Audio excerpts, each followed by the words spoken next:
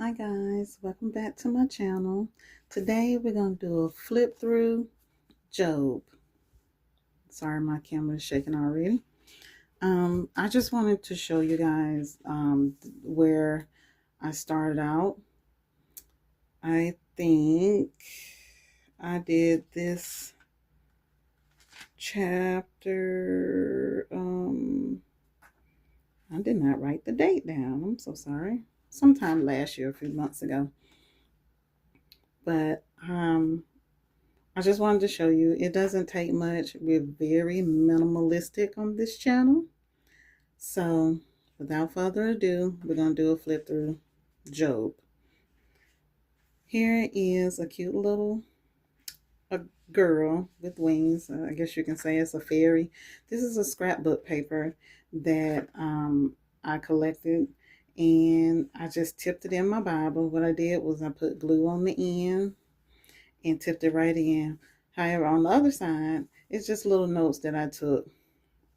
And here it says verse 1 through 5, verse 8 through 12, and so on. Just kind of explaining what I read in some of these verses.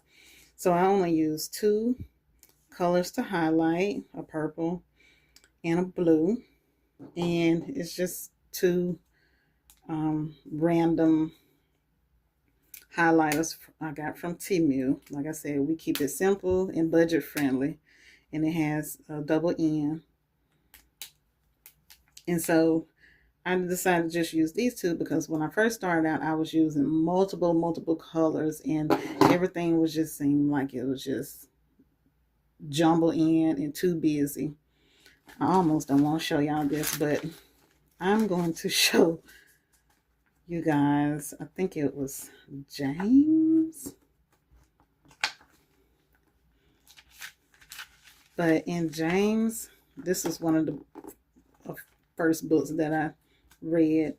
But I used so many different colors, this especially this page.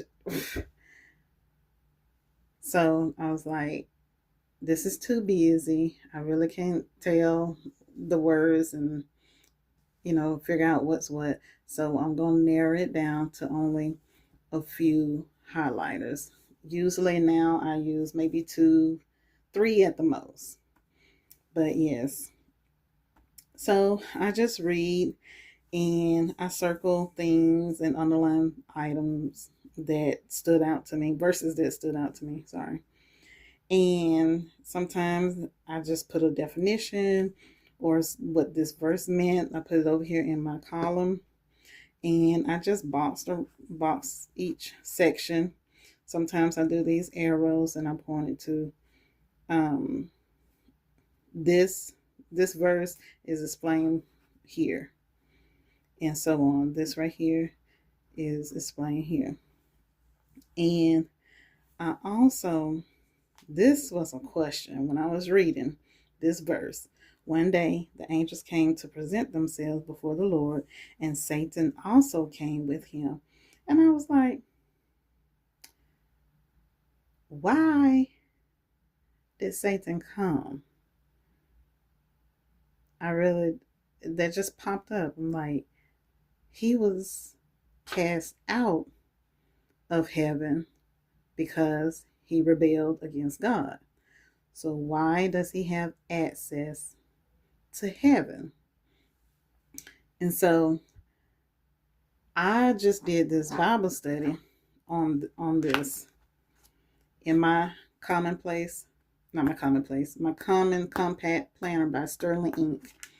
And let's see if I can find it.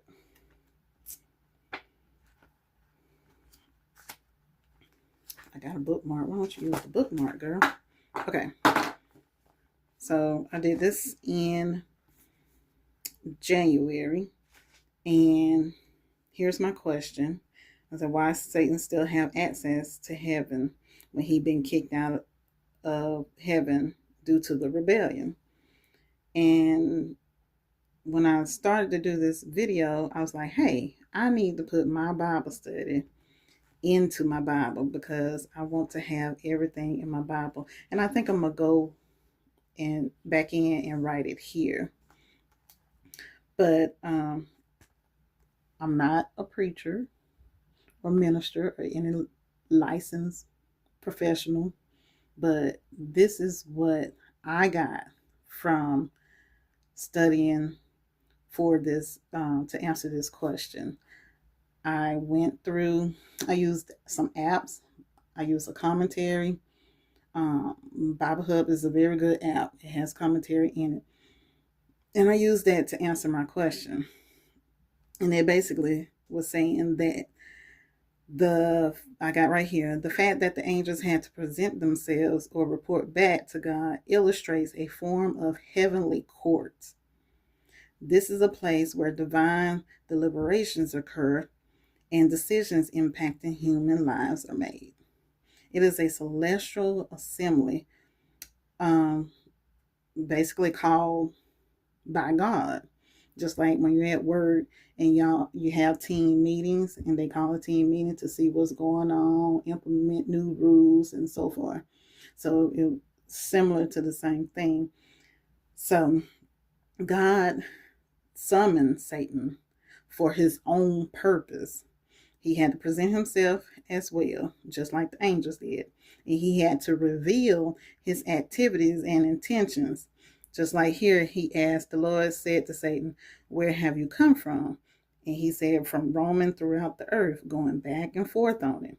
And I got right here, he's trying to see who he's going to hurt and, call havoc, wreak havoc on someone's life. And so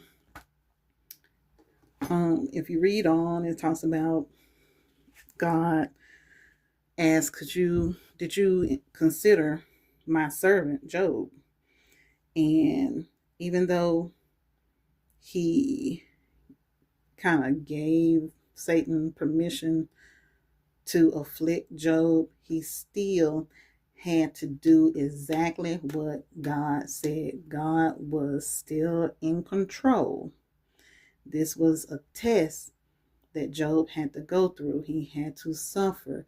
And even though through his suffering, as we go through here, through his suffering, he did not curse God. Because Satan said, "Oh, he just worshiping you because you gave him all these things and he's living a good life," basically. And he's like, "No, he is not going to curse me. He's going to stay faithful."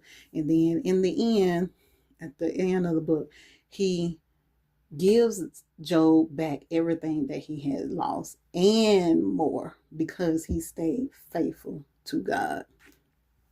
So I didn't think this was going to be like a little Bible study, but this is going to be a flip through. So I'm going to get back to the subject. So here is kind of the same thing. I just wrote in between just whatever came to mind and explaining some of the verses. And also here, I just wrote notes and put a little box around it, try to coordinate the colors.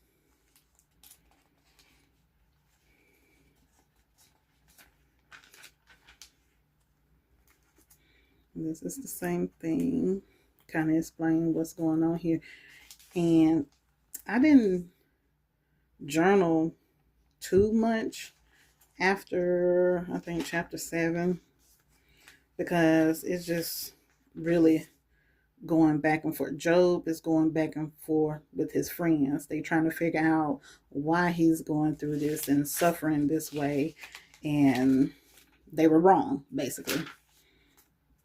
But they felt like, you're going through this because you must have sinned. You must have done something. And it's just a lot of back and forth, back and forth.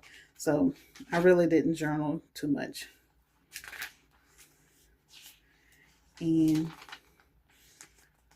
here's another. And these was already in this Bible. This is like a partial filled in journal Bible. Now, once I read through this whole Bible, I will purchase me another Bible that's blank on both sides. Because when I first got this Bible, I thought I was going to need a little help. I was like, I'm not going to be able to journal on every page. But now, as I've grown and I'm reading the Bible more, studying the Word more, just having a good old time with the Lord, He's speaking to mean from the page, because the Bible is live and active, and he just speaks to me and I write it down. So like I said, towards the end, I didn't have much. This is cute. It is not only the old who are wise, not only the age who understand what is right.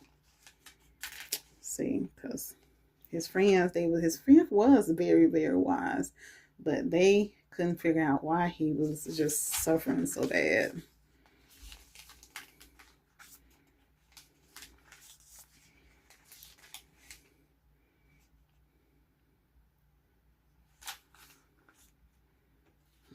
I wish my handwriting was like this. It's so pretty.